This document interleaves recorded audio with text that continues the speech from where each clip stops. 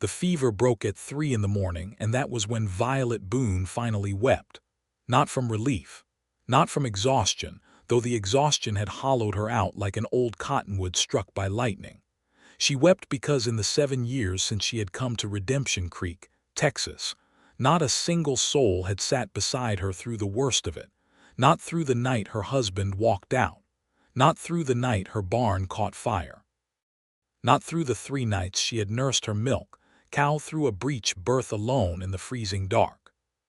And certainly not through this night, this terrible, sweat-soaked, fear-drenched night when her only child had burned with a fever hot enough to make the air above his small forehead shimmer like a mirage over August hardpan. She had been utterly alone.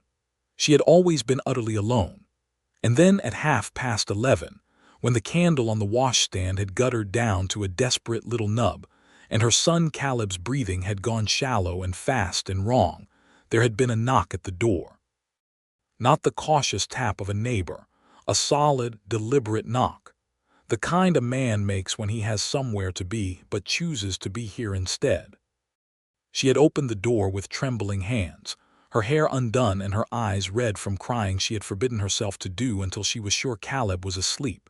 And Amos Easton had stood on her porch in the blue-black dark with his hat in both hands and rain running off the brim of it, and he had said, in the quietest, most certain voice she had ever heard a man use, "I heard the boy was sick. I brought the doctor from Harlan. He is right behind me on the road." That had been 4 hours ago. The doctor had come, the fever had broken. And Amos Easton, the most respected, most sought-after, most talked-about cattleman in 3 counties, had pulled a straight-back chair from her kitchen table, positioned it directly beside her son's bed, and sat down in it. He had not left. He had not offered hollow reassurances and then excused himself into the polite darkness. He had simply stayed.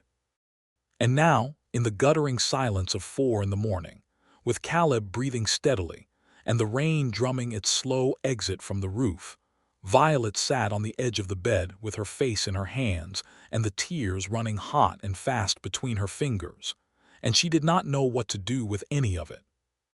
She did not know what to do with being seen. To understand how Violet Boone arrived at that particular breaking point, on that particular night, in that particular little house on the edge of the Texas Hill Country, you have to go back 18 months. You have to go back to the afternoon the stagecoach from San Antonio rattled into Redemption Creek with 3 passengers, a crate of mail, and a woman named Violet who was 28 years old and had exactly $42 to her name and a letter in her coat pocket, promising her the deed to 40 acres and a farmhouse left to her by a great-uncle she had never met. She had stepped off that coach into the blinding September sun and looked around at the town of Redemption Creek, Texas, in the year 1882, and felt the bottom of her stomach drop clean out of her body. The town was real enough. It had a general store, a livery, a church still being framed out, a saloon that was doing far better business than the church, and a wide main street packed hard as iron by decades of hooves and wagon wheels. It had a post office the size of a generous wardrobe, and a doctor's office that doubled as the barber's. It had people, real ordinary working people with sun-dark faces and calloused hands, and the particular kind of wary friendliness that frontier towns develop when they have seen enough strangers cause enough trouble. What it did not have was any obvious welcome for a woman alone. The men who turned to look at Violet when she descended the coach step did so with the kind of measuring look that cattle buyers give to stock at auction. The women who looked did so with a faster, sharper appraisal that took in her worn traveling dress, her independent posture, and the absence of any man walking beside her, and concluded something private in about 2 seconds flat. Violet had been appraised her entire life. She was used to it. She picked up her single trunk, which she had managed to drag this far herself and would continue to drag herself, and she walked to the post office to ask directions to the Boone property she had inherited. The postmaster, a small man named Gerald Finch with ink-stained fingers and a sympathetic manner, had delivered the first of what would turn out to be a long string of unpleasant surprises. The 40 acres were real. The deed was legitimate. The farmhouse, however, was what Gerald Finch described as needing substantial attention, which Violet translated immediately and correctly as meaning it was barely standing. He had not been wrong. The house was a one-room affair with a loft that had partially collapsed, a roof that had 3 separate gaps in it large enough to see stars through, a well that needed new rope and a new bucket, a barn that was in better shape than the house simply because it had been built later and sturdier, and fields that had gone back to scrub and juniper for at least 3 years running. Violet had stood in the doorway of that house with her trunk at her feet and looked at it all, and she had thought, with the particular clarity that comes when there is absolutely no room left for pretending, that she had 2 choices. She could turn around and spend the last of her money on a ticket back to San Antonio, back to the boarding house where she had been taking in mending, and the judgment of a landlady who thought a widow of 28 with no prospects was a moral failing, or she could stay. She had stayed. She had stayed because the alternative was a known misery, and this misery at least had 40 acres attached to it. She had patched the roof with salvaged timber and tar paper. She had re-rigged the well. She had sealed the loft floor and turned the upper space into a sleeping area. She had broken 2 fingers in the process of wrestling a beam back into place without help, set them herself as best she could with strips of her second-best petticoat, and kept working. She had planted winter wheat in the eastern field, which was the one with the best soil once she had cleared the juniper, and she had sold the first harvest for enough to buy a milk cow and a small flock of chickens and repair the barn door. She had done all of this with her son Caleb beside her. Caleb was 6 years old when they arrived in Redemption Creek, 7 by the following summer. He was a slight, serious child with his mother's dark eyes and his dead father's talent for silence. He did not ask for things he could tell they could not afford. He worked beside her in the mornings before it got too hot, pulling weeds and chasing the chickens back into the yard, and he spent the afternoons learning his letters from the only book Violet had brought with her, a battered McGuffey reader that she had owned since her own schooling. His father, Robert Boone, had been dead for 3 years by the time they came to Redemption Creek. He had died in a mining accident outside Tucson when Caleb was 4, leaving Violet with enough grief to be decent about and not enough money to survive on. The mining company had offered her a settlement that was an insult. She had taken it because she had a child to feed. She did not speak of Robert often, and when she did, she spoke of him carefully. He had not been a bad man. He had not been a cruel man. He had been a man who was very bad at staying in one place, and who had loved the idea of the next horizon more reliably than he had loved the woman waiting for him at the current one. She had known this about him when she married him. She had loved him anyway, the particular irrational love of a 22-year-old who believed she could be the reason a man chose to stop moving. She had learned better. So by the time Violet Boone came to Redemption Creek, she had already learned every lesson about the danger of needing people. She had learned to fix things herself, to carry things herself, to feel things herself in the dark where nobody had to see. She had learned that depending on a person was just setting yourself up for the particular devastation of discovering that the person had their own horizon they wanted to chase. She had become, in the clean, practical language of the frontier, a capable woman, the kind of woman people in Redemption Creek looked at with a certain respectful wariness, the kind who did not ask for help, the kind who gave help when she could, because she understood what it cost to need it. She helped the Mercer family bring in their wheat when Jefferson Mercer broke his arm in August.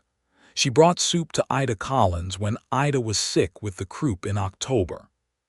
She sat on the school board meeting when the town finally got a teacher in November, and she put forward the idea of a lending library using donated books, which the town adopted, and which meant that she and her son suddenly had access to 12 more books than they'd had before. She was respected. She was liked, in the particular arm's-length way that a self-sufficient woman alone gets liked in a small frontier community. Nobody worried about Violet Boone. That was both the gift and the damage of her reputation. Amos Easton was not from Redemption Creek.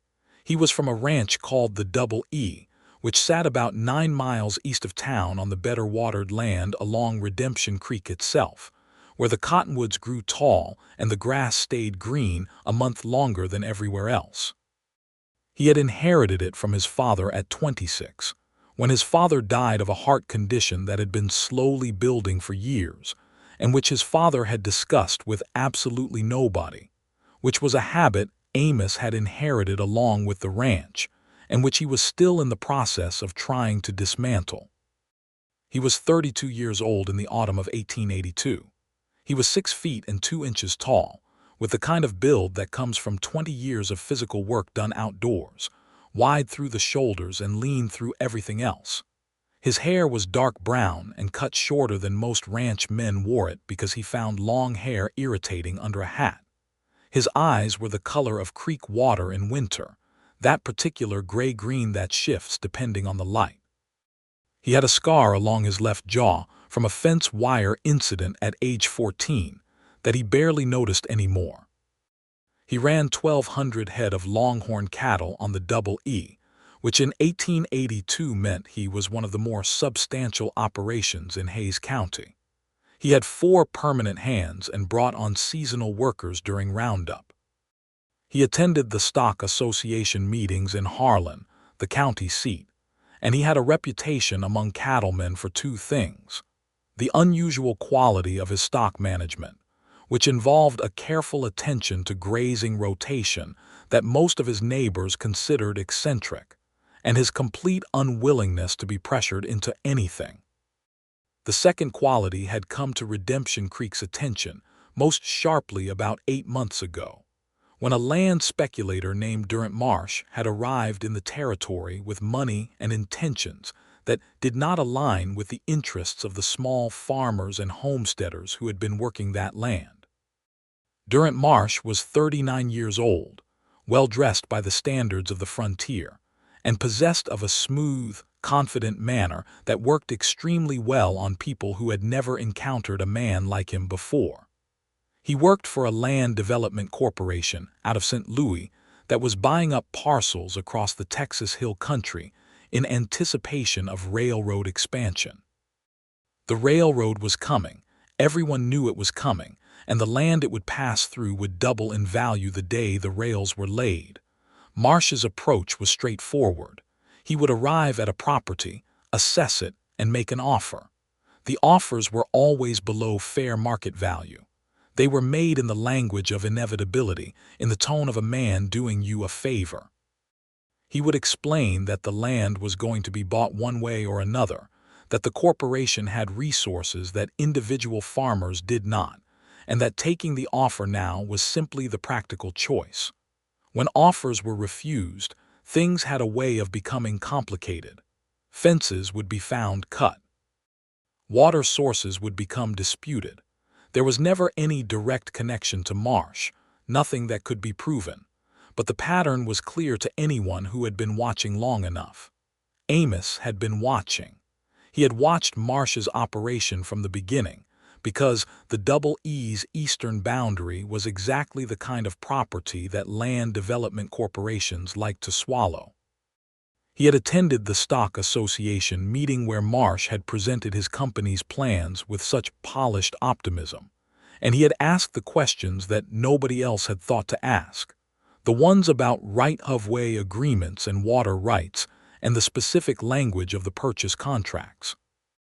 Marsh had not enjoyed being questioned. Amos had not particularly cared. He had also warned his neighbors, not in a loud, rabble-rousing way, because that was not how Amos operated.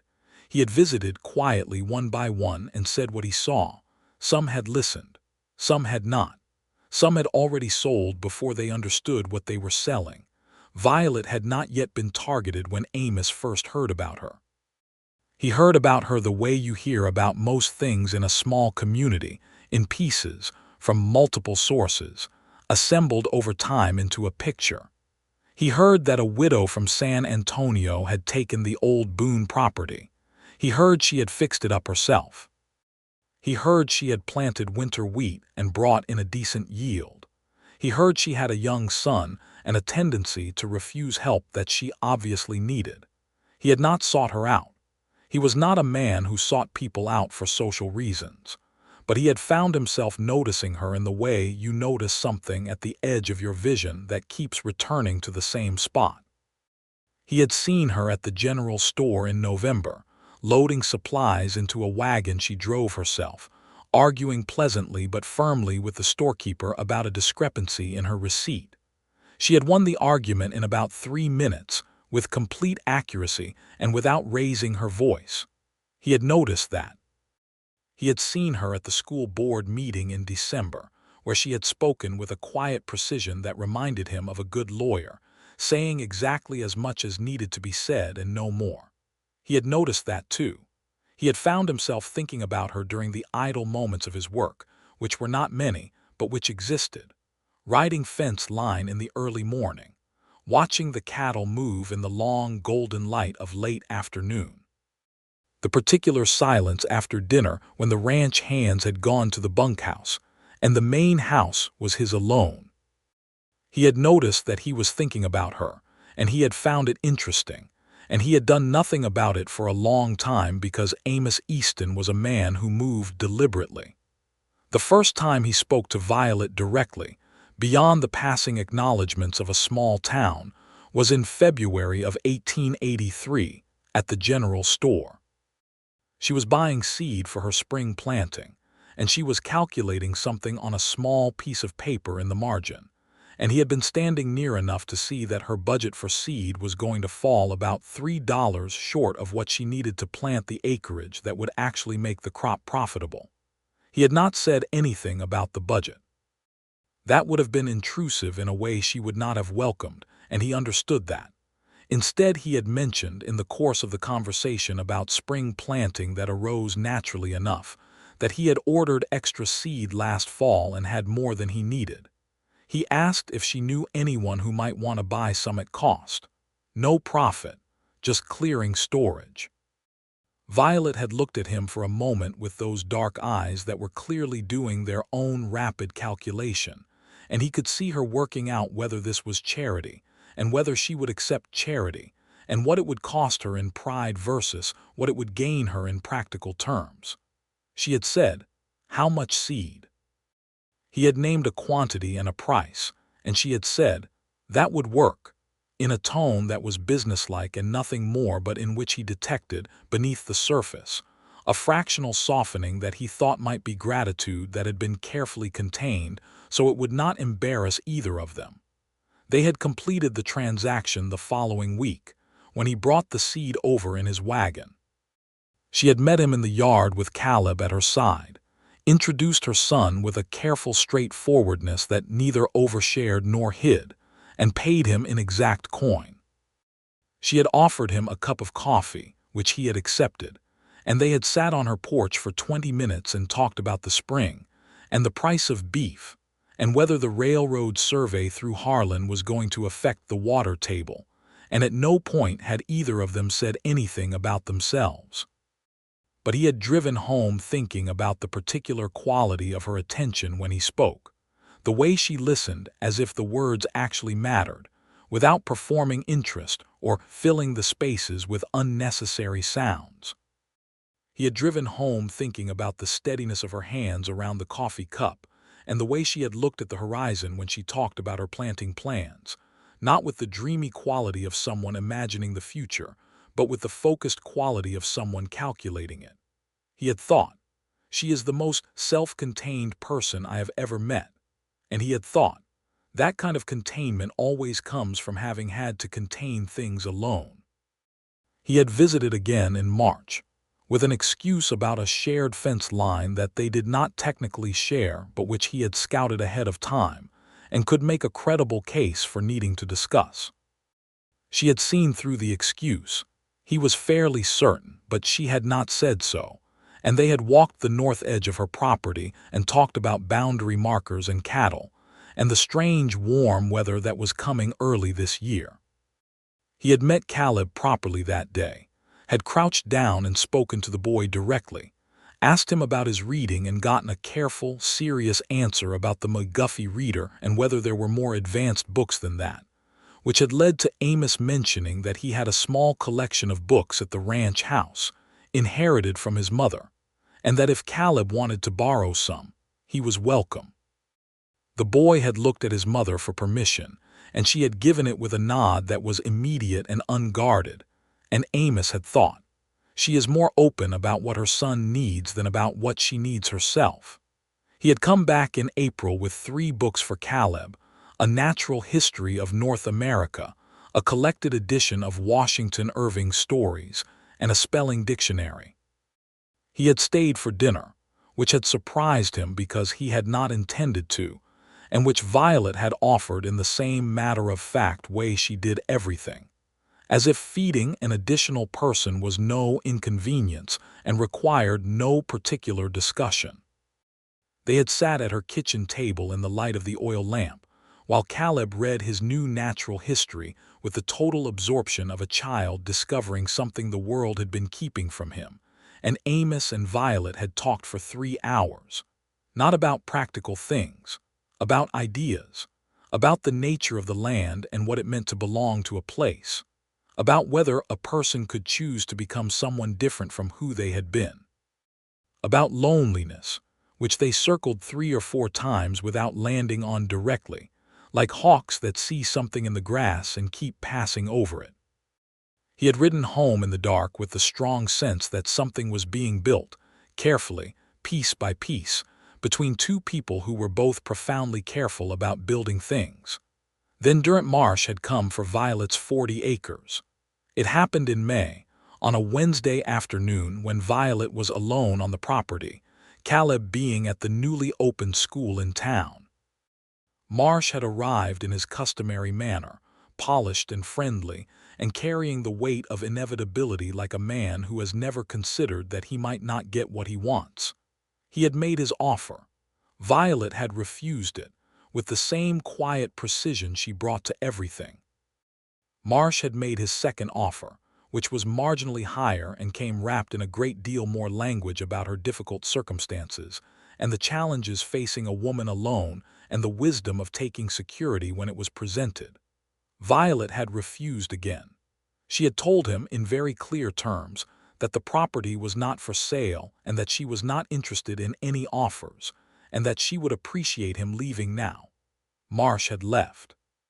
But before he left, he had said something that had shaken her, though she had not let him see it. He had said that the road through her property, the county road that ran along her eastern boundary, was the subject of a right-of-way dispute that the corporation had the resources to pursue, and that disputes like that had a way of making property very difficult to use or sell. It was a threat wrapped in legal language. Violet had understood it perfectly. She had not said anything to anyone about this visit. She had gone back to her work. But that night, alone with Caleb asleep in the loft, she had sat at her kitchen table with the deed to her property and the oil lamp, and tried to read the document's legal language carefully enough to understand whether Marsh's threat had any substance. The deed was a legitimate inheritance document, properly filed, but the road issue was something she did not know enough law to assess. It was Caleb who had mentioned Marsh's visit to Amos, unintentionally, when Amos brought him a new book the following Saturday. The boy had said, in the guileless way of children reporting things they do not understand the significance of, that a man in a good suit had come by and made his mother upset, and that he knew she was upset because she had not eaten much dinner that night, and she always ate less when something was wrong. Amos had kept his face very still when he heard this. He had asked Caleb, without loading the question with urgency, whether the man had given a name.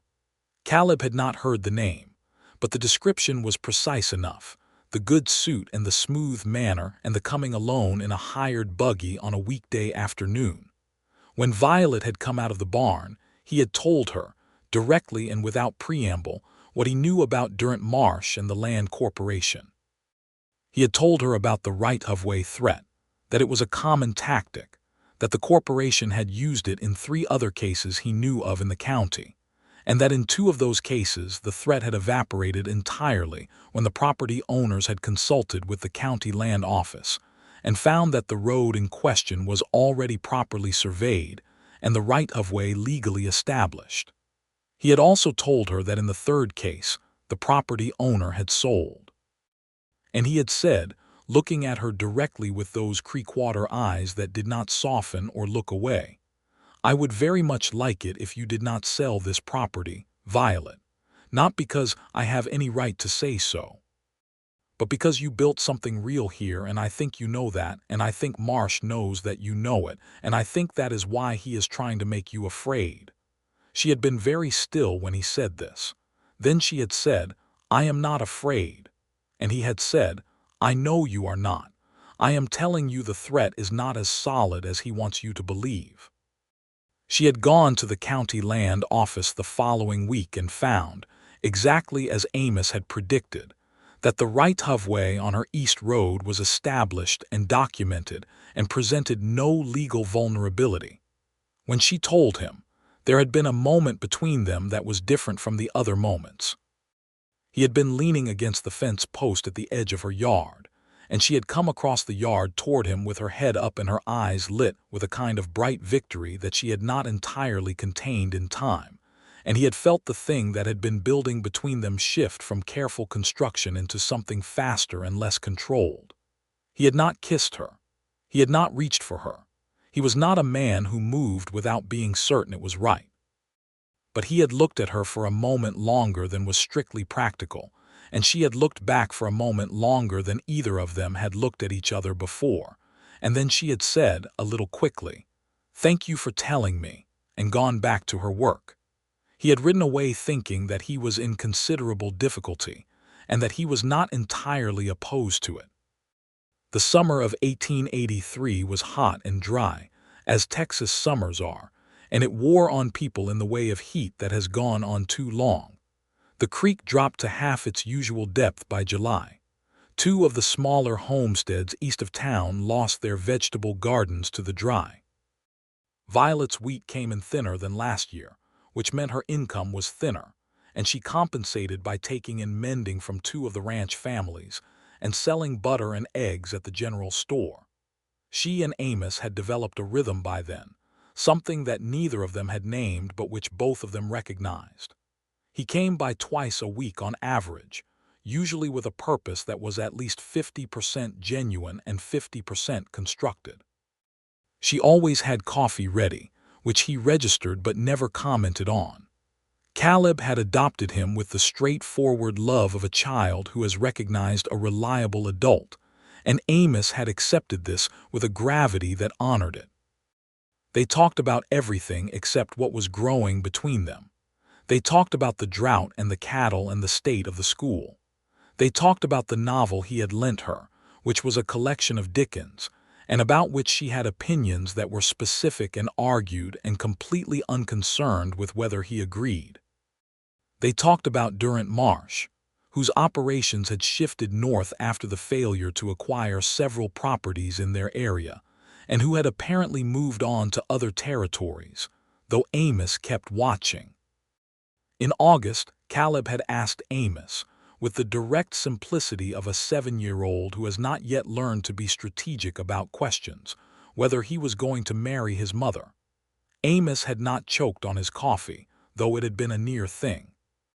He had looked at Caleb very seriously and said that was a very serious question, and it deserved a serious answer, and that his serious answer was that he cared about Caleb's mother very much, and that he was working on being deserving of her trust, and that the rest of it was something that would need to be decided by the relevant parties when they were ready to decide it. Caleb had considered this and said, "I think you should marry her because you make her laugh, and she does not laugh very much." Amos had thought about that for a long time afterward. He had not known, because Violet had not said, and would not have said, that she had been in love with him since the April evening at the kitchen table when he had talked about whether a person could choose to be different from who they had been, and had said, looking at the lamp flame with an honesty that seemed to cost him something, that he thought you could, but that it took longer than most people wanted to admit, and it required being around people who had decided you were worth the effort of the change. He had not been talking about her specifically. She was quite sure of that. He had been talking about himself, about his father's silence and his own inherited tendency toward it. But she had listened to those words and felt them settle in her chest like something she had not known was missing, had found. She had not said anything to him about any of this, because Violet Boone was a woman who had been left by the last person she trusted with the soft center of herself, and she was not capable of being reckless with it again without more certainty than she had yet been given. She had built her life on certainty, on things she could verify, fix, and control. The feeling she had for Amos Easton was nothing she could verify, fix, or control, and that terrified her in a way that Durant Marsh, with all his threats, had never managed. September came in with a brief, grateful rain that lifted the creek back to half-decent levels and greened the pastures for another month. Amos hired his seasonal hands for fall roundup, and for 3 weeks he was completely absorbed in the work of moving 1,200 head of cattle through systematic processing, branding, and selection for market, and she did not see him at all. She noticed his absence with a thoroughness that alarmed her. She worked through it the way she worked through everything, by keeping her hands busy and her mind practical. She took on an extra mending commission. She replastered the interior of her south wall where water had gotten in. She read to Caleb every evening from Washington Irving and made him act out the stories afterward, which made them both laugh until they were breathless. She did not let herself think about Amos Easton sitting across from her in the lamplight. She was not entirely successful. When he came back in the 3rd week of September, he came differently. He arrived at midday on a Sunday, which was unusual, and he had not come with any constructed purpose. He had come with a book, his mother's copy of Jane Austen, which he held out to her when she opened the door and said, "I thought you might like this. My mother said it was the best novel ever written. I would not know, but she had sound judgment generally." Violet had taken the book and looked at him and said, "Why do I think this is not entirely about the book?" And he had said, "It is partly about the book," and then he had stopped speaking, and in the silence that opened up between them she could hear her own heartbeat with considerable clarity. He had said, slowly and carefully, as if he were measuring each word for weight before he set it down, "I would like very much to court you properly, Violet, if you are willing. I do not want to assume anything or push anything, but I think you know what I feel when I am around you, and I think pretending otherwise is becoming dishonest, and I am not willing to be dishonest with you."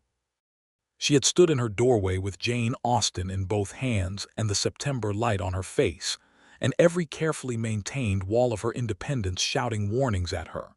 And she had looked at this man who had ridden 9 miles on a Sunday to say this to her with no pretension and no performance, just the plain courage of honesty, and she had thought, "He is not Robert. He is not a man who loves the next horizon. He is a man who plants grass and rotates his cattle and builds things for the long term." She had said, "Yes," just that word. He had smiled at her then, a slow smile that was the most unguarded thing she had ever seen on him, and she had felt something unlock in her chest that had been locked for a very long time. They had sat on her porch in the Sunday afternoon light and talked for 4 hours, not about cattle or weather or land rights, about themselves, about who they had been and what they had survived and what they hoped for. She told him about Robert, not the polished version she gave in public but the real one, the love and the loss and the particular grief of loving someone who was always leaving. He had listened without offering solutions or comparisons, just listened, with the quality of attention she had come to understand was one of his rarest gifts. He told her about his father, the closed-off man who had run the Double E with great competence and given almost nothing of himself to the people around him, and how Amos had spent his 20s trying to understand whether that was a character flaw or a kind of damage, and how he had arrived at the conclusion that it was damage, and that damage could be understood and then deliberately worked against. She had asked him because she needed to ask it, and she was trying to be as honest as he was. "Does it frighten you that I have a child who is already attached to you?" He had not answered immediately. He had thought about it, which she respected.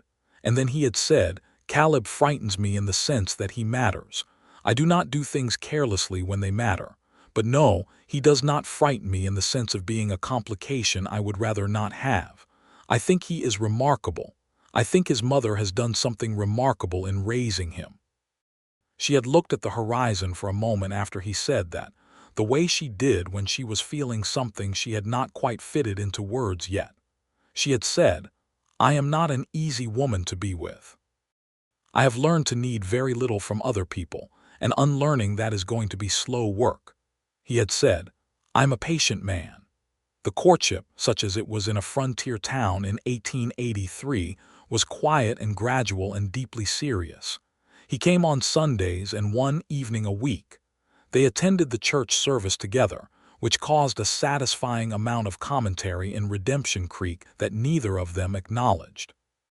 He took Caleb fishing at the creek on 3 Saturday mornings, which Caleb spoke of afterward with the reverence of religious experience.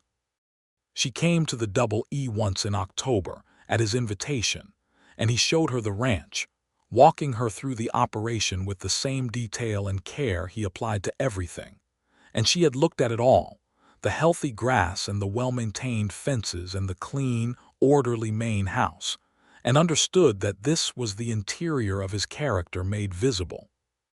She had also understood, standing on the porch of the Double E's main house and looking at the creekside cottonwoods and the good land stretching out toward the hills, that this was a life, not just a survival, a life. She had not said any of the things she was thinking. But he had stood beside her and watched her face with quiet attention, and whatever he saw there had made something in his own face ease and open, like a door coming off its latch. And then October had become November, and November had brought the cold down from the north in earnest, and Caleb had gotten sick. It had started as a cough, nothing alarming in a child in November. She had dosed him with the honey and whiskey remedy, and told him to rest, and watched him with the careful, constant attention of a mother who has learned to be her own physician. For 2 days it had seemed like an ordinary cold working through him. Then on the 3rd night, the fever came. It came fast and hard, the way the bad fevers do, not creeping up but arriving all at once. At 7 o'clock in the evening, Caleb had been sitting up in his bed telling her about what he had learned at school that day. By 9 o'clock his temperature was high enough that she could feel the heat radiating off him before she touched his forehead, and his breathing had gone from the easy rhythm of a sleeping child to something faster and more effortful. The nearest doctor was in Harlan, 9 miles away. She did not have a fast horse, only the dependable but not swift bay mare that pulled her wagon. It was a cold night and had started to rain, and sending for the doctor would take an hour each way at minimum, and she was afraid to leave Caleb alone, and she was afraid to take him out in the rain with this fever, and she was afraid. She was afraid. She had not been afraid in a long time. She had been careful, practical, prepared. But this was her child, her 7-year-old serious boy with his McGuffey reader and his fishing Saturdays and his direct questions about what mattered, and the fear was something she had no practical response to. She had tried all the things she knew. She had bathed him in cool water to bring the fever down. She had sat with him and held his hand and talked to him about the natural history of North America and the habits of the great American bison, which was his current favorite topic, and she had talked until her throat ached. His breathing had gotten worse. At 11 o'clock, she had made a decision and gone to the door to go for her horse, intending to put Caleb on the mare with her and ride to Harlan regardless of the rain and the cold because she had no other option. She had opened the door. Amos Easton had been standing on her porch in the rain with his hat in both hands. She had stared at him for a moment in which she was too flooded with relief to speak. He had said, "I heard the boy was sick. I brought the doctor from Harlan. He is right behind me on the road." She had not asked him how he knew. She had later learned from Gerald Finch at the post office that it had been Mrs. Collins, Ida Collins, who had seen the light burning in Violet's window at an unusual late hour 2 nights running, and had mentioned it to her husband, who had been going out to the Double E on an unrelated errand, and had mentioned it in passing to one of the ranch hands, who had told Amos. The chain of ordinary small-town attention that had somehow, for the first time in Violet Boone's life in Redemption Creek, resulted in someone showing up before she had to ask. The doctor had come 15 minutes after Amos, a compact, competent man named Dr. Hargraves, who moved with the calm efficiency of someone used to arriving at crises. He had examined Caleb, assessed the fever, and administered a preparation of willow bark and quinine that he carried in his medical bag. He had instructed Violet on keeping the cool compresses going through the night and sat with her for an hour to establish that the fever was responding to treatment. At 1 in the morning, Dr. Hargraves had said he needed to return to Harlan, that he had another patient there, but that the boy was going to be all right if the fever continued to respond, and that she should send for him if anything changed. He had shaken her hand, collected his bag, and left. And Amos Easton had gotten up from his chair in the corner of the room, moved it to the bedside, and sat down in it. He had said nothing. He had simply sat there, with Caleb's small breathing filling the room and the rain coming down outside and the candle burning low. She had looked at him and said, "You do not have to stay." He had looked back at her with those steady gray-green eyes and said, "I know." She had sat on the edge of the bed and held her son's hand and watched the fever very slowly, over the next 2 hours, begin to release its grip. At 3 in the morning, Caleb's breathing had deepened and slowed into the easy rhythm of proper sleep. His forehead, when she touched it, had felt merely warm instead of burning. The fever had broken, and Violet Boone had put her face in her hands and wept. She had wept for a long time. Not quietly and controlled, the way she had allowed herself to grieve before when she was certain no one could see her, but openly and with the full relief of someone who has been holding something enormous alone for too long and has finally been given permission to set it down. Amos had not tried to stop her. He had not offered the awkward comfort of a man who does not know what to do with a woman's tears. He had reached across and put his hand over hers, the one she had pressed against her face, and he had held it there, steady and warm, and said nothing at all. After a while the weeping had eased, the way storms ease, not all at once but gradually, the intensity relenting and the breathing evening out. She had lowered her hands and looked at him in the candle's dim light and felt something entirely new, something she had no word for, the specific quality of being known in your worst moment and not left. She said, quietly so as not to wake Caleb, "Nobody has done this before, stayed." He said, equally quietly, "I know." She said, "How do you know?" He was quiet for a moment, and then he said, "Because you are a woman who has learned to survive without anyone staying, and a person only learns that if they have had to survive it. And because I have been paying attention to you for long enough to see how much of what you carry alone." She looked at him for a long moment. The candle was nearly out. Caleb was breathing in the slow, steady rhythm of deep, healing sleep. The rain had softened to a quiet murmur on the roof. She said, "I am very tired of carrying things alone." He said, "I know that too." She said, "Amos." He said, "Yes." She said, "I love you."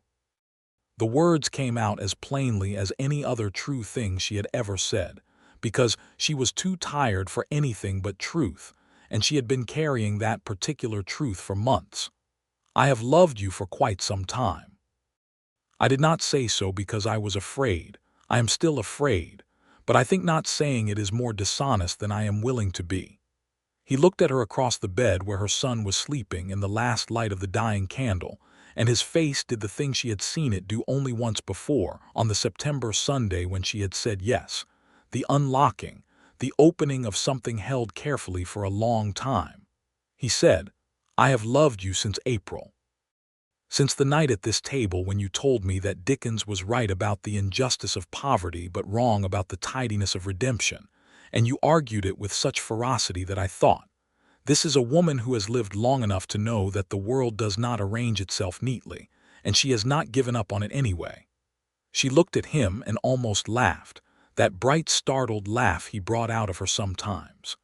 "You fell in love with me over a Dickens argument." He said I was already falling. The Dickens argument confirmed it. The candle went out. In the dark she found his hand, which was still holding hers, and held it tighter. Morning came slow and golden through the window, the kind of morning that follows a hard night like a promise kept.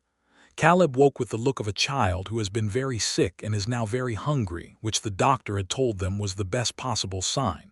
He looked at Amos in the chair beside his bed with clear eyes and said, "You stayed," with the directness he brought to all important observations. Amos said, "I stayed." Caleb said, "Good," and asked for breakfast. The months that followed the hard night were the months of Violet Boone finally, deliberately, letting herself be loved. It was not easy. Ease was not what she had been built for. The walls she had constructed around herself over years of necessary self-sufficiency did not come down all at once. They came down piece by piece, the way ice goes out of a river in the spring, cracking and shifting and giving way in sections, with occasional stubborn patches that resisted until the season had fully changed. But she worked at it. That was the thing about Violet. She worked at everything she decided was worth working at, and she had decided that this was worth more effort than anything she had ever undertaken. She let him help her with things. Not everything all at once, but things, specific things, the fence on the north side that had been failing and that she had been planning to fix herself in the spring, the well rope that needed replacing. She let him help without apologizing for needing the help or repaying it with excessive practicality. She let herself want his company for reasons that had nothing to do with usefulness. She told him things, real things, the interior things she had kept sealed. She told him about the loneliness of her marriage, the particular loneliness of being with someone whose attention is always partly elsewhere. She told him about the grief of Robert's death, which had been complicated in the way all grief is complicated when you lose someone you have already spent years losing piece by piece. She told him about the fear that had driven her since, the bone-deep fear that she would need someone and they would not be there, and that the only defense against it was to never need anyone in the first place. He received all of this without flinching or trying to fix it. He received it the way he received everything, with the steady, patient quality of a man who understands that some things need to be witnessed rather than solved. He told her things too. He told her about the loneliness of the ranch house after his father died, the large silence of a place built for more people than it was currently holding. He told her about the women he had briefly courted before, none of it serious, all of it ending in the sense that he was looking for something he could not quite define and not finding it.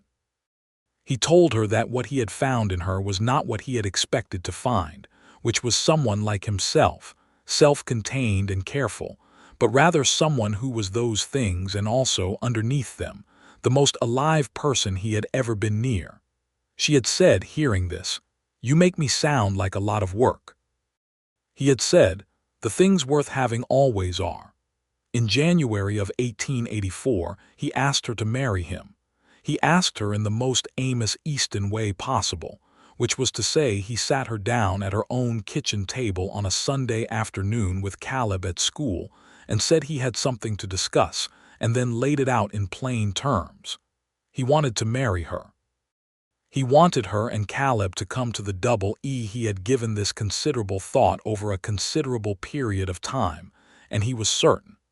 He was asking her, not assuming, because it was her life and her decision, and he had prepared for the possibility that she might need more time, and he was willing to wait longer if she needed.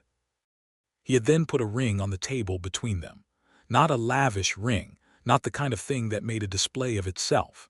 A simple gold band with a small inset of turquoise that had belonged to his mother, the quiet blue-green of creek water in the sun.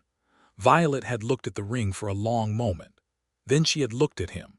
Then she had picked up the ring and said, "Yes," and put it on her own finger, which made him smile the slow, wide smile that still had the power to undo her. Caleb, when told, had said, "I told you," to Amos with an air of 7-year-old vindication, and then had asked whether he would be able to keep fishing at the creek, and when told yes, had declared the arrangement entirely satisfactory.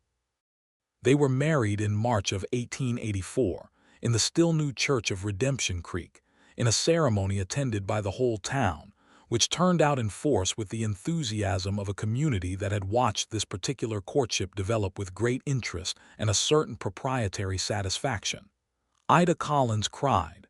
Gerald Finch at the post office shook Amos's hand 3 times. Dr. Hargraves, who had driven over from Harlan for the occasion, toasted them both with the good whiskey someone had brought and said that if all the cases he answered in the night turned out this well, he would die happy. Violet wore a blue dress the color of September sky that she had made herself over the preceding month, working on it in the evenings after Caleb was asleep, with the particular focused pleasure of making something beautiful rather than something merely useful. Amos wore his best coat, dark wool, and was so clean-shaven that Caleb told him he looked like a different person, which was meant as a compliment and received as one. At the moment they exchanged vows, standing in the winter light of the church windows, Violet had looked at Amos with clear eyes and said the words with the same plain directness she brought to everything true, and he had said his with the same quality, not performing emotion but being inside it, which she had come to understand was how he operated. She had thought, "I am choosing this," with full knowledge of what choosing costs, with full knowledge that there are no guarantees. "I am choosing this anyway, and that is entirely different from the person I was when I came here." She had moved to the Double E the following week, with Caleb and the milk cow and the chickens in her trunk and the Mendied McGuffey reader, and the collected Dickens and Jane Austen, and everything else she had accumulated in the 18 months of her solitary life in Redemption Creek. Her 40 acres she kept in her own name, which Amos had suggested and she had immediately agreed to, a practical arrangement that also felt like an important acknowledgement of something. The land was hers. She had earned it. She would lease it to the Mercer family for grain farming, and the income would be her own. She had brought the straight-backed kitchen chair with her too. The one that Amos had pulled to Caleb's bedside on the night of the fever. She had put it in the corner of the main house's sitting room, and when Amos noticed it there and raised an eyebrow, she had said simply, "It is a good chair. I am keeping it."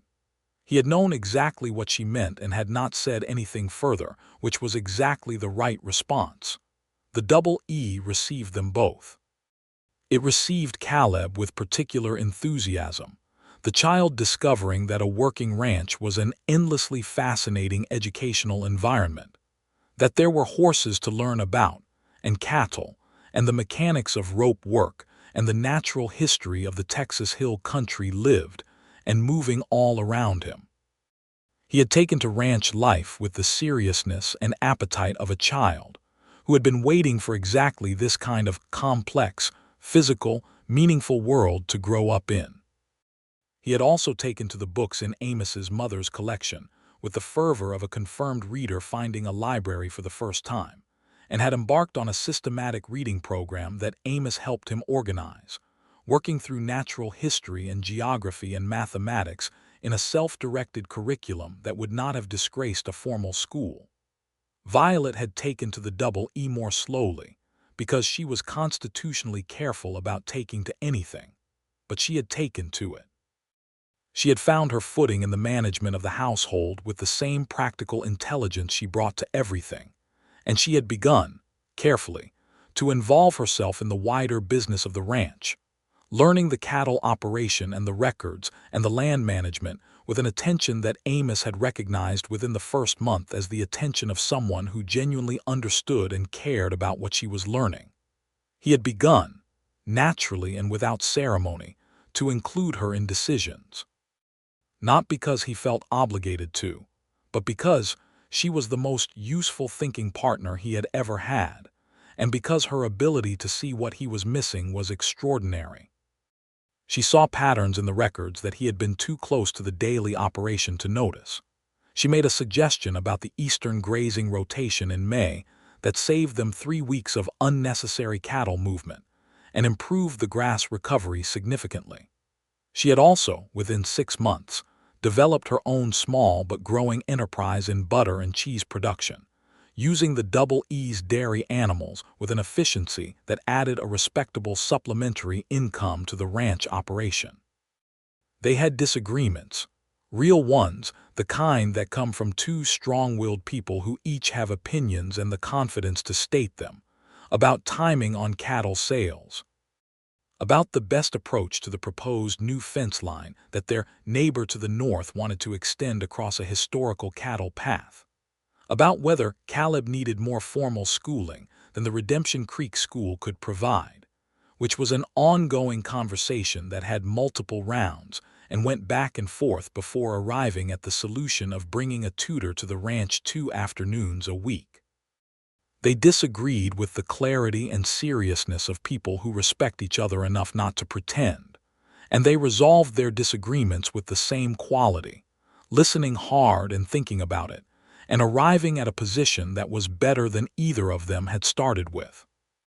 This was a different kind of partnership than either of them had imagined before they had experienced it, not the management of conflict, but the use of it.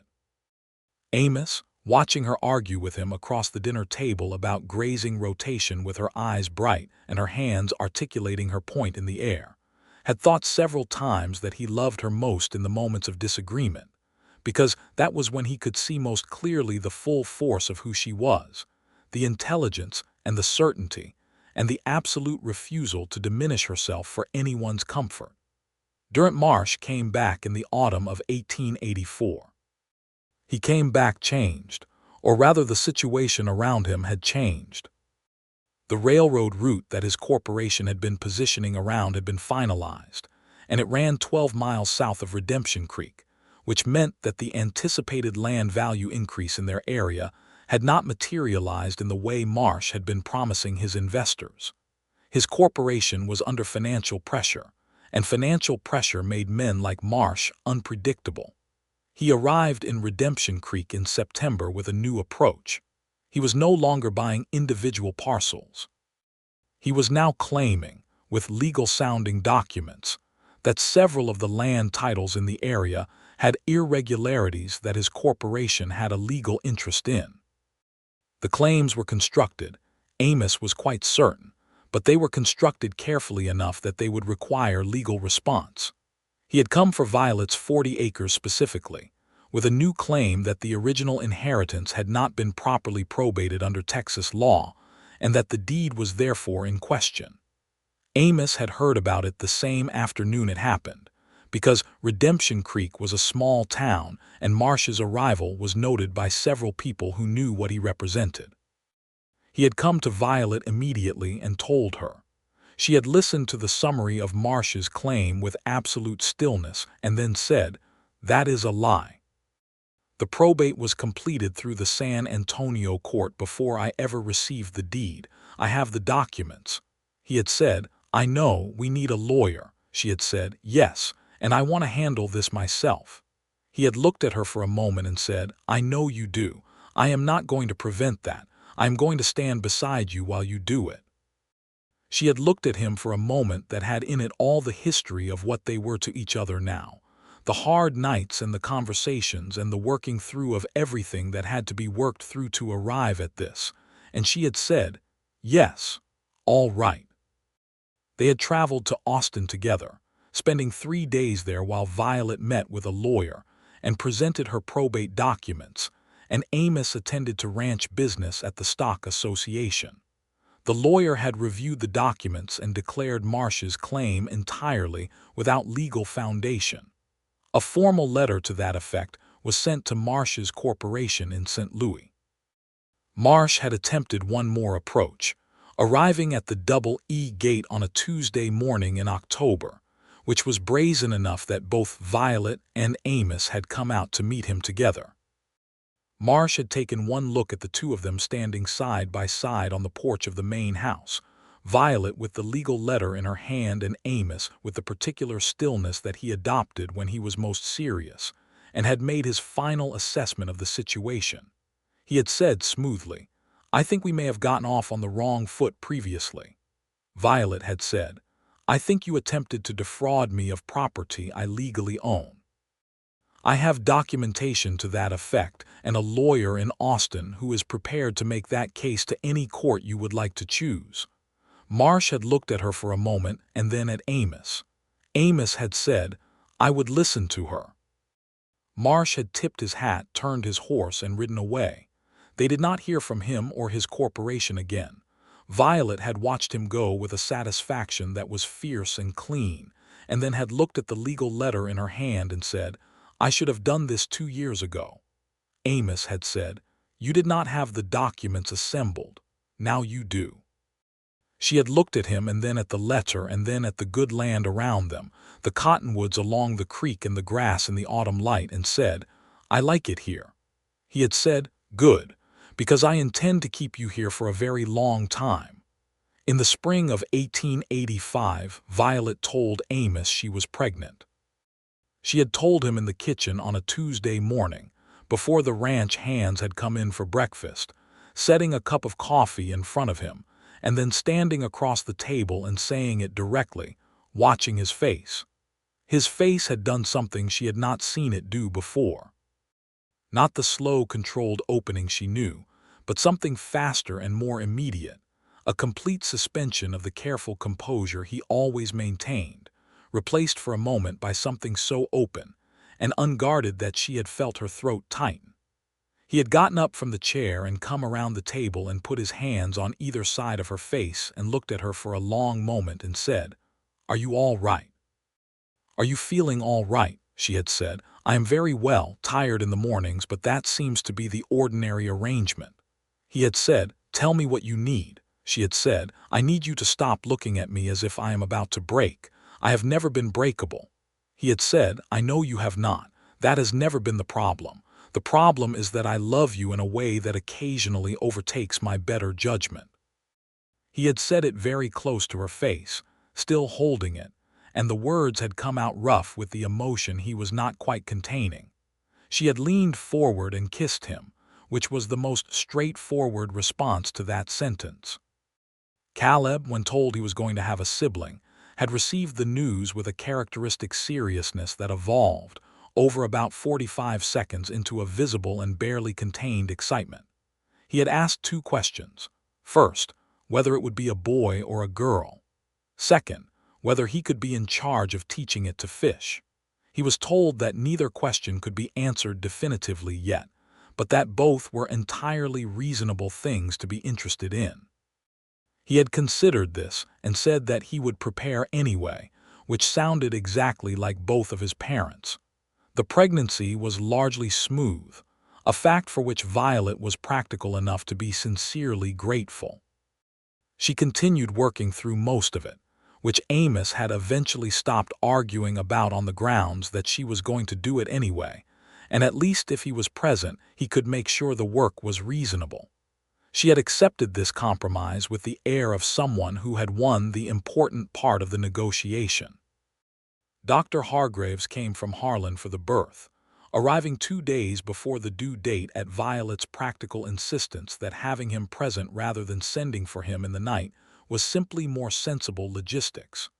He had agreed, and had spent 2 days doing rounds in Redemption Creek, which the town welcomed, while staying at the hotel and being available. The labor was not easy. It was long and exhausting, and there were hours of it during which Violet's composure was stripped down to pure determination, which turned out to be sufficient. Amos was there. He stayed the whole time, holding her hand and not trying to manage or direct any of it, just present, which was the only thing she had asked him to be and the thing he was best at. At dawn on the 8th of October, 1885, their son was born. He arrived loud and certain of his welcome, a fact that Dr. Hargraves noted with professional satisfaction, and Violet held him in her arms with the look of a woman who has survived a great deal and arrived somewhere extraordinary. Amos sat on the edge of the bed beside her and looked at the child with an expression that was beyond his usual vocabulary of feeling, something so large and new that he had no architecture for it yet. He said very quietly, "What do you want to name him?" She had thought about this for some time already. She said, "Thomas, for my father, James as a middle name if you are willing, for yours." He had said, "Thomas James Easton," and the name had sounded right in the morning air, settled and certain. He had put his arm around her, and she had leaned into him with the easy trust of someone who no longer has to calculate the safety of leaning, and they had looked at their son together. Caleb, who had been kept at the Mercer family's house for the night and brought back in the morning, had come into the room with the careful reverence of a 9-year-old trying to behave well in a significant moment, and had looked at his brother for a long time. He had said, "He is very small." Amos had said, "You were smaller." Caleb had looked skeptical about this but had accepted it. He had reached out and very carefully touched the baby's hand, and Thomas had wrapped his fingers around Caleb's with the reflexive grip of the newborn, and Caleb's face had done something entirely unguarded and soft. He had said, "I am going to teach him everything." Violet had said, "I know you are." She had looked across the top of Caleb's head at Amos, and he had looked back at her, and between them was the sum of everything it had taken to arrive at this morning. The 40 acres and the hard nights and the fever and the pulled chair and the Dickens arguments and the Marsh confrontation and the wedding and the winter church, and all the days of building something real between two people who had both had very good reasons not to trust the building. She did not say any of this aloud. She did not need to. This was one of the things she had learned about being known. Not everything needed to be said. Some things could just be looked. Thomas James Easton grew fast and loud and certain of himself in the way of second children, spending his first year being carried everywhere by his brother, who took the responsibility with absolute seriousness. Caleb read to him from the natural history and the geography books and was convinced that this was why Thomas said his first real word, which was water, at 11 months, though Violet thought it was more likely that Thomas was simply thirsty. The double E thrived. Amos's careful land management continued to produce results, the grass staying healthier than neighboring operations, the cattle maintaining better weight through dry summers. He had begun to be sought out for advice by other ranchers in the county, which he gave freely, and which had built him a reputation for practical wisdom that went beyond the original reputation for stubbornness. Violet's cheese and butter enterprise had expanded to the point of requiring a proper dairy building, which they built together in the summer of 1886, and which produced goods that were now being sold not just in Redemption Creek, but through the general store in Harlan. She had hired a young woman named Cora from town to help with the dairy work, which had taken Violet approximately 3 months of internal negotiation to accept as reasonable, and which Amos had celebrated quietly as significant progress on the front of letting other people be useful. She had acknowledged this with a look and said, "I am working on it." He had said, "You are excellent at working on things." Caleb turned 12 in 1888, having grown into a serious, funny, deeply capable boy who could ride and rope and read Latin and quote Washington Irving and gut a fish with equal competence. He had his mother's dark eyes and precise manner of speaking, and his stepfather's patience, and his own irreducible self, which was its own distinct thing, and which both his parents watched with the sustained astonishment of people observing something magnificent developing before them. He had started calling Amos by the name he had invented for him when he was about 9. Not father, because that was the word for Robert, and he was specific about the distinction in the way that thoughtful children are, but Amospa, which was a compound that made entirely clear both the relationship and the honor being accorded it, and which Amos had received without comment, but with a brief involuntary expression that Violet had seen and quietly stored among the things she treasured most about their life. Violet was pregnant again in the spring of 1888, news she delivered in the same kitchen on a Tuesday manner as the first time, and which Amos received with the same open unguardedness, though this time he also immediately asked about her morning tiredness and whether she had told Dr. Hargreaves yet, demonstrating that he had absorbed the practical dimensions of the preceding experience along with the emotional ones. This pregnancy was easier. She moved through it with the efficiency of someone who now had the template and the support structure both in place. Dr. Hargreaves, who had become their family physician and something of a friend over the years, monitored the pregnancy with the practiced calm of a man who trusted Violet's assessments of her own condition. In November of 1888, they had a daughter. She was born at night in a rainstorm, which Violet said afterward was entirely appropriate, and she arrived with her eyes wide open, which Dr. Hargreaves said was unusual, and which Amos said was not surprising at all given her mother. They named her Clara Me Easton, Clara for the sound of it and Me for Amos's mother, and from her first days she was a child of absolute determination and crystalline attention, who would grow up to confound everyone's expectations in the best possible way. Thomas, at 3 years old, regarded his sister with the careful assessment of a child who had not previously been the youngest, and after about a week of evaluation declared her acceptable, which was considered high praise from Thomas, who held his opinions carefully. Caleb, at 12, was something closer to enchanted.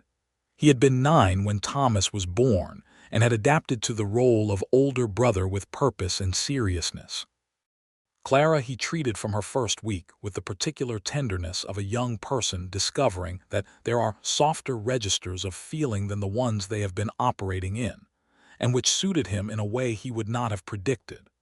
The winter of 1888 into 1889 was the winter that tested them, not dramatically, but in the grinding way of resource and endurance. A long, dry autumn had been followed by a harder winter than anyone had predicted, with frost coming earlier than usual and staying. The cattle needed more supplemental feeding. 2 of the permanent ranch hands had to be reduced to part-time when costs got tight in February. Violet's dairy operation was affected by the cold, production dropping, and one of the dairy cows falling ill for 3 weeks. They had managed it, as people do who have built their operation carefully over years, with reserves and with intelligence, and with the willingness to work harder when the situation required it. By spring, the worst had passed, and the April rains had come in sufficient volume to green the pastures and promise a better summer.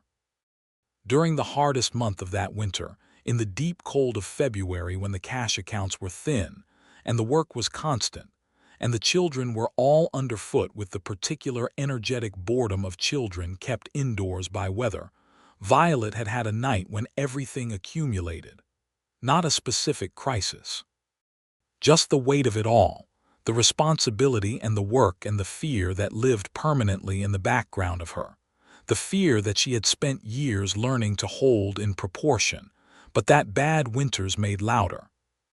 She had sat up late at the kitchen table after Amos was asleep, going over the account books, running the numbers in different configurations to find the version where they came through this comfortable enough. And at some point, she had set down the pencil and just sat with her hands flat on the table and her eyes looking at nothing. She had not heard him come down, but she had felt the moment when he entered the room, the way she always felt his presence, a kind of atmospheric change, the temperature of a room becoming more inhabited.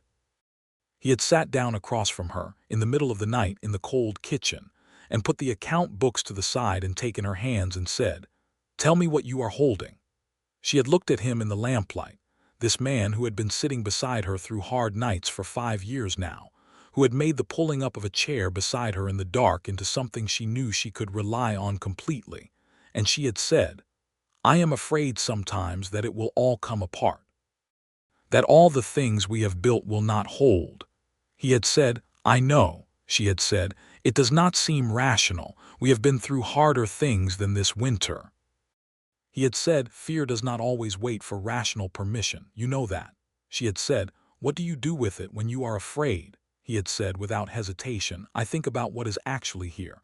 Right now in this kitchen, not the worst possibility. What is actually here." She had looked at him. She had thought about what was actually here. The children asleep upstairs, Caleb and Thomas and Clara me, all of them safe and warm and fed. The account books on the table that were tight but not impossible. The ranch outside the window that was cold and frosted but still standing and still theirs. And this man across the table in the lamplight at 2 in the morning in February, awake with her because she was awake. She had said, "You are here." He had said, "Always." She had gotten up and gone around the table and sat down beside him, and he had put his arm around her and she had put her head on his shoulder, and they had sat together in the kitchen while the cold pressed at the windows and the lamp burned, and the house breathed around them with the sleeping warmth of everyone they loved. Spring came. The cattle came through the winter in better condition than feared. The dairy operation recovered. The accounts balanced out by June. Caleb turned 13 and grew 3 inches, and developed strong opinions about the management of the eastern grazing rotation that were, Amos acknowledged privately, largely correct. Thomas turned 4 and discovered horses, and had to be physically removed from the fence of the horse pasture on multiple occasions. Clara me was 6 months old and had developed a grip, as Violet dryly noted, that was going to be someone's problem for the next several decades. The Double E in the summer of 1889 was a working place and a living place, and a place where several people who had each, in their own way, arrived at its doorstep carrying more solitude than was good for them had found that they did not have to carry it anymore. In July of that summer, Amos and Violet rode out together in the early morning to check the eastern fence, which was something they did periodically, and which had become one of their established rituals. The long ride in the cool of the morning before the heat set in, just the two of them and the horses and the land. Caleb was old enough and responsible enough to be trusted with the household and the younger children for 2 hours, which he accepted with the barely contained dignity of someone waiting for exactly this kind of acknowledgement. They rode in the comfortable silence that had taken years to build between two people who had both started out with protective silences of a different kind, the kind that kept others out rather than the kind that simply shared a space. They rode along the fence line with the morning light making everything gold and long-shadowed, and the creek audible to their left, and the cattle moving in the middle distance with the slow purpose of cattle who have found good grass. At the far eastern point, where the fence turned south and the cottonwoods were tallest, they stopped and let the horses drink from a small spring-fed pond.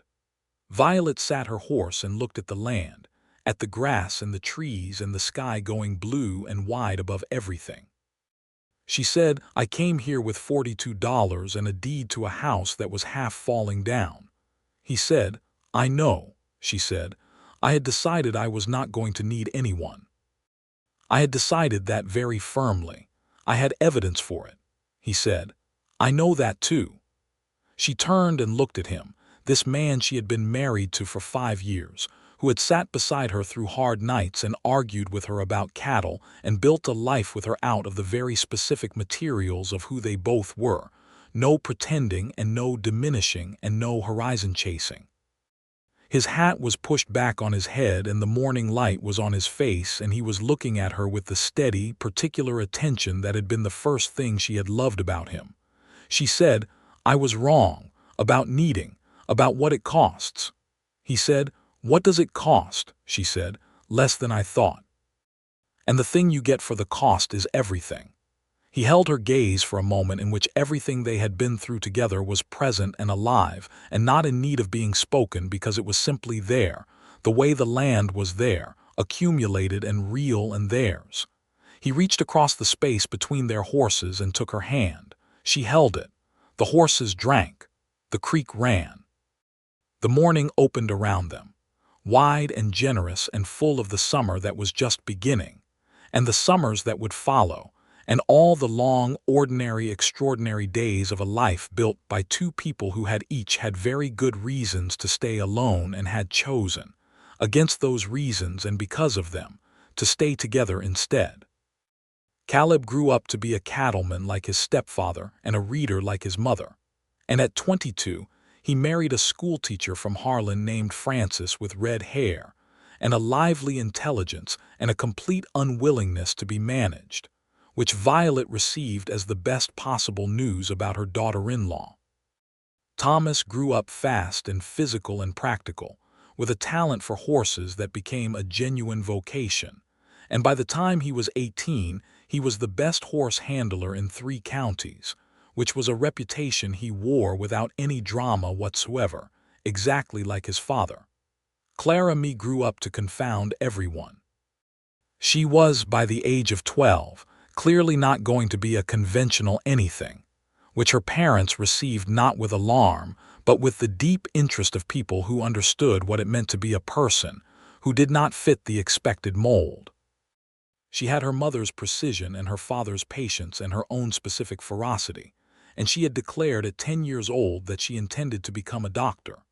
Dr. Hargraves, when told this, had said he did not doubt it for a moment, and had given her a copy of a medical text that was probably not intended for 10-year-olds.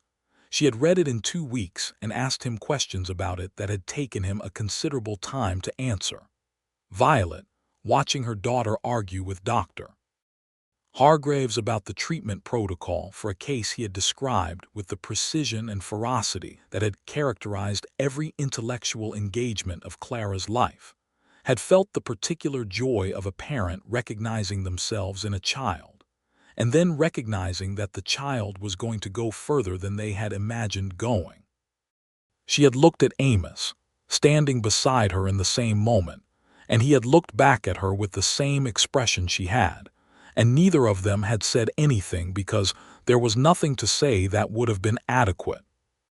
On a November evening in 1892, 10 years after Violet had first arrived in Redemption Creek with $42 and a ruined house, and a child and the iron certainty that she would never need anyone again, she sat in the main house of the Double E with the lamp burning, and the fire going and the house around her full of the particular noise and warmth of a house that is thoroughly inhabited. Amos was across from her reading the newspaper from Austin that came twice a week. Caleb was at the table doing the ranch accounts with a diligence that had already surpassed Violet's original instruction and was now simply his own. Thomas was presumably in the horse barn, which was where Thomas was most evenings. Clara Mee was in the corner with a medical text and the complete focused silence of someone who is present in the room while being entirely elsewhere. Violet had a letter in her lap from Frances, Caleb's wife, confirming that she was expecting their first child, which made Violet a grandmother at 48 years old, a fact she was still in the process of assessing. She looked up from the letter and looked around the room, at the fire and the lamp and the people in it, and she felt, with the same plain directness she applied to all true things, the specific texture of a life that had arrived somewhere worth arriving. She thought about the night Amos had pulled a chair up beside her son's bed and stayed. She thought about how that particular act, so small and so large at the same time, had been the fulcrum on which everything had turned. Not the courtship, not the proposal, not the wedding, not the children. That night, the choice to pull a chair and stay, she thought about all the people who had not stayed. Her husband, in the incremental way of a man who loved the horizon better than the woman. The neighbors who had respected her independence and therefore not questioned it. The whole structure of her life before Redemption Creek, which had been built on the premise that you did not stay for people and people did not stay for you, and the safest thing was to need the staying as little as possible. She thought about what it had cost her, that premise. Not just the loneliness of it, though that was real. The cost of the person she had not been able to be while she was holding everything alone. The largeness she had been compressing down to fit inside the container of her own sufficiency. Amos looked up from his newspaper and found her looking at him. He said, "Good letter," she said. "Frances is expecting." His face did the thing, the immediate open thing, the unguarded happiness. He said, "When?" She said, "April." He said, "Caleb knows." Caleb, without looking up from the accounts, said, "I knew before you did, Amos." Amos said, "Of course you did." He looked at Violet across the room and the lamplight and the 10 years between the pulled chair and this evening, and he said simply, "April." She said, "April." Clara Me said from the corner, "I already know what to name it." She did not look up from her book. Thomas appeared in the door from outside, smelling of horses, and said, "Name what?" The evening opened around all of them, full of voices and warmth and the comfortable argument of a family that had been built piece by piece out of deliberate choices and hard nights and the accumulation of trust over time. And Violet sat in the middle of it, and held her letter and felt, with the whole clear truth of her, that the chair pulled up in the dark had been the beginning of everything. Not because she had needed saving. She had never needed saving, because she had needed witnessing, and he had known the difference and he had stayed.